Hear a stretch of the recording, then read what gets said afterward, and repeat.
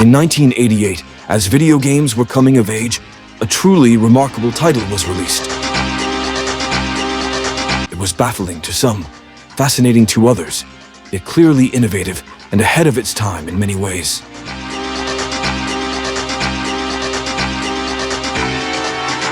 A completely unique landmark in computer gaming history. It was a game about alien worlds, yet its unusual concept and revolutionary design made it look like a UFO itself, appearing out of nowhere in the video game landscape of its time. Its name was Captain Blood, and it was soon to become a mega hit.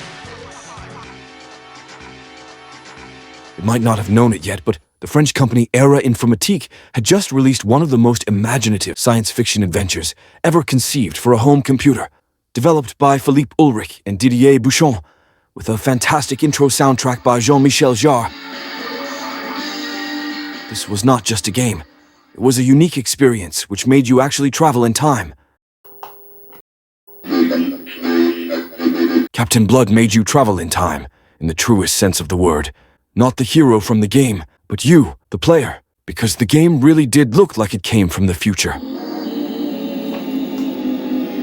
On the Atari ST, its original launch base, Captain Blood looked and sounded like an interface from another world.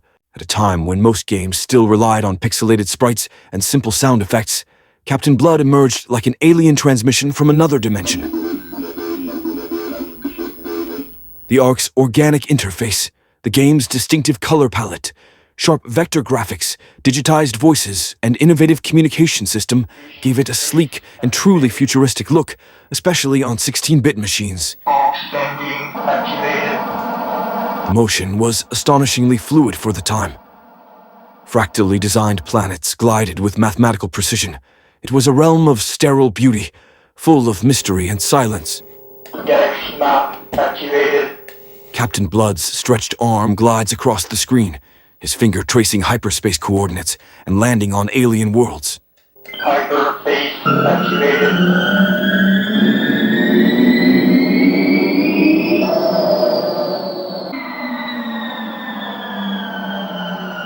The player is immersed in a cold, distant universe filled with strange life forms and cryptic communication. Beyond its awesome graphics and sounds, Captain Blood's unusual gameplay and peculiar scenario gave it a fantastic mood of its own.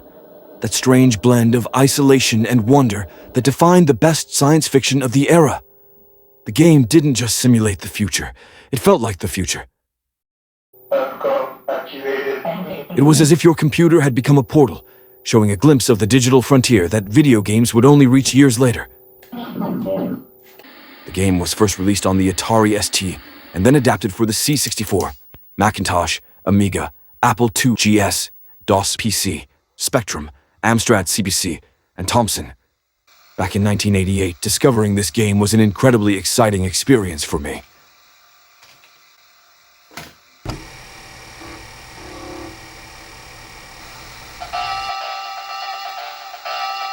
I was mesmerized by its futuristic features and its awesome interface that seemed years ahead of other games. Digitized speech, fractal pictures, and intriguing scenario all combined together to form a very special set. I was absolutely sure this was the most beautiful game ever made.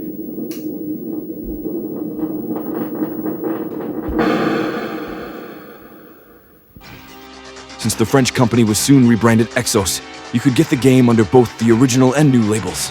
It was also distributed through several different publishers.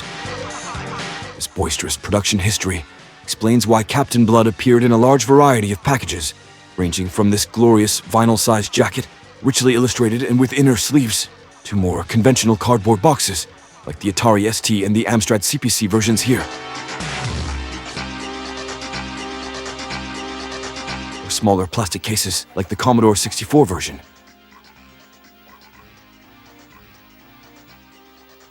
The premise is pure science fiction poetry.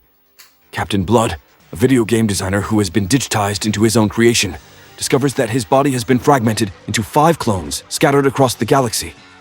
He must track them down through a huge universe populated by 32,000 procedural planets with different races of aliens. Some of them can orient him to other ones, and so on, until he is ultimately able to gather clues concerning his clones' whereabouts.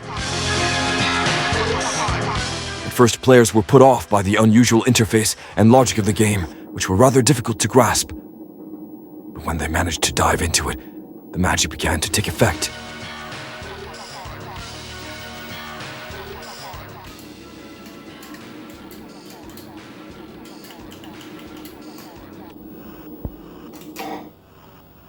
Gameplay unfolds through two key elements: navigation and communication. X map activated.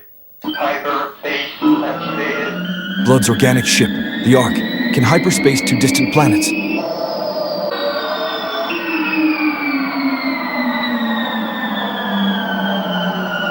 The planet design is based on fractals and is randomly generated from one game to another, so you're certain to never look at the same one.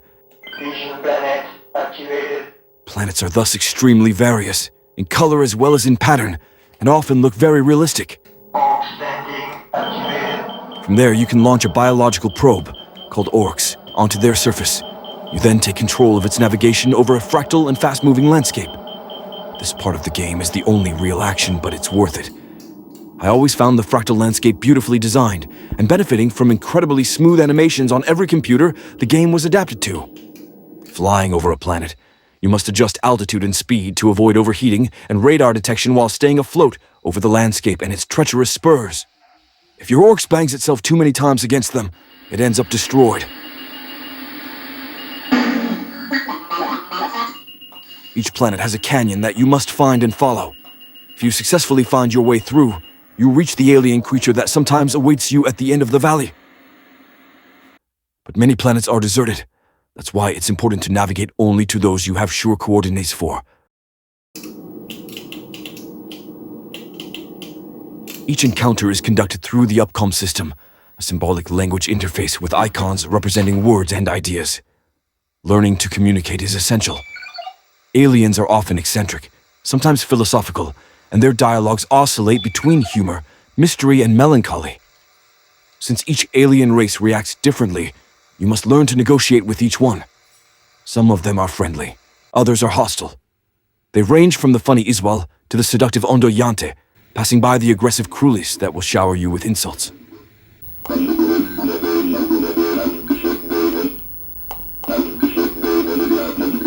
Topics are varied, but there's always a chance to obtain through conversation coordinates of important planets to visit, and in the end to find your hiding clones.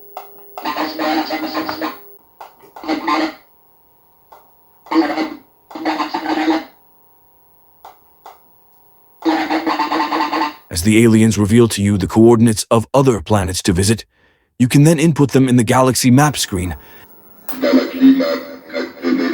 and navigate from one planet to another. The Ark also has the capability to destroy planets. This can be useful in case a friendly alien asks you to eliminate his enemy from another planet. But time is of essence, and you can't afford wandering endlessly through the galaxy. As time wears on and Captain Blood's physical condition deteriorates, his hand begins shaking more and more. And since this is used as the mouse cursor, it makes the game more and more difficult to control. Disintegrating a clone that you find would temporarily relieve the symptoms. The Atari ST version stands as the definitive edition, thanks to its crisp vector graphics and fluid motion. But Captain Blood also found remarkable ports on other systems. The Amiga version enhanced the experience with deeper soundscapes and even richer hues, perfectly complementing the game's alien atmosphere.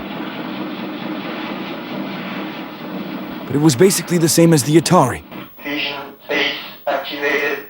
And that means gorgeous. Galaxy map activated. I remember Atari and Amiga owners proudly showcasing the capabilities of their beloved computer running Captain Blood. The game really was outstanding on 16-bit machines, but it also was very good on 8-bit ones. On the C64, despite technical limitations, the port managed to retain the hypnotic nature of hyperspace travel, planet circling, and probe landing, offering one of the most impressive vector-style engines ever seen on this machine.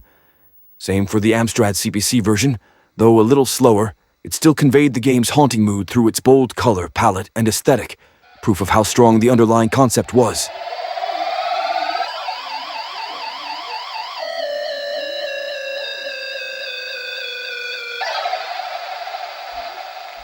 Captain Blood is a long-term game, but the vastness of the world to explore could put off many players because of the repetitive pattern, which is always the same: planet, navigation, conversation. Only the most tenacious will eventually be able to find all clones and teleport Torka, the beautiful Ondoyanti, on board the Ark. Captain Blood sold more than 100,000 copies worldwide, which is really not bad for a computer game as opposed to console. What made it unforgettable wasn't just its graphics or gameplay, but its soul. It was a work of science fiction, mysterious, unsettling, and strangely intimate. It invited players not to conquer, but to understand, to listen, to decode the alien, both around and within. Captain Blood remains one of the boldest artistic statements ever made in the golden age of computer gaming. A digital odyssey that propelled you far ahead of your time. What do you think? Just write your thoughts in comments. I hope you enjoyed this video. Make sure you've subscribed. See you soon, and in the meantime, have nice retro dreams.